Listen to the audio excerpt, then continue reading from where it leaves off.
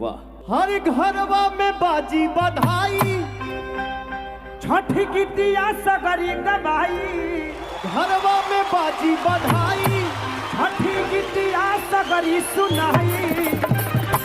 कि मंगाई देलू मैया हो, अरे कि सुनर सुनर भौजा मंगाई देलू मैया हो।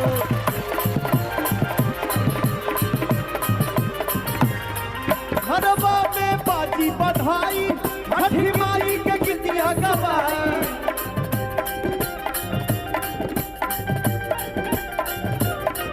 घरवा में बाजी बधाई, छठी माई के गीतिया गवाई। मंगाई देलू मैया हो, मंगाई देलू मैया हो। अरे सुनर सुनर भौजा मंगाई देलू मैया हो।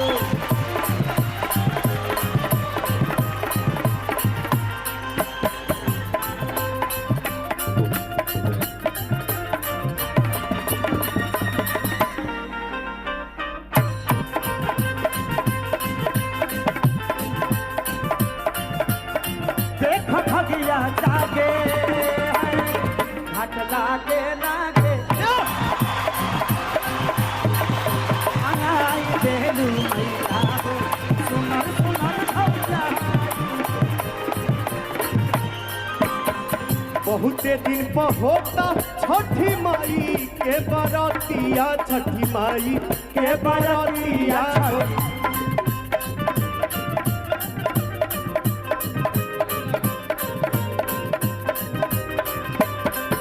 हम हूँ जुटाइब घाट कुल्ही ये संहतिया, रे कुल्ही ये संहतिया हो।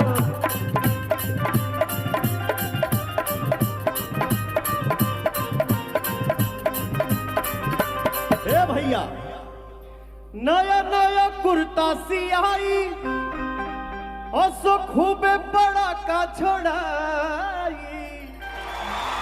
घरवा से घाट चाहकारी माई, चाहकारी माई। अपना सेवकिया बताया जाति परी माई। यदि हमारो भतीजा हो जाई,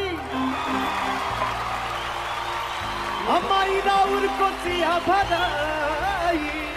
ये मैं बस आप लोगों क्या से बात है? यही कहना चाहूंगा कि दुआ करिए कि अभी तक भैया एक कुंवारे की जिंदगी जी रहे, शादी होने के बाद भी। जब तक लड़का नहीं होता है तब तक कुंवारा ही रहता है। बस आप लोग दुआ करिए कि भाई के घर में एक लड़ना छठी माई के कृपा से आ जाए, जय हो। ताकि एक उत्तराधिकारी की बहुत जरूरत है। आप सबके प्यार से ही हो सकता है। जय हो। कि यदि हमारो भतीजा हो जाई, तो खेसरिया गांव भर लड्डू बटवाई। कि यदि हमारो भतीजा हो जाई, क्या बात है? तो साथे खेसरियों कोसी भजाई। मंगाई देलू मैया हो, मंगाई देलू मैया हो। सुनर सुनर भौजा मंगाई देलू मैया, सुनर सुनर भौजा मंगाई देलू मैया हो। सुनर सुनर भौजा मंगाई देलू मैया हो, सुनर सुनर भौजा मंगाई देलू। प्रेम से बोलिए एक बार छठी मैया की।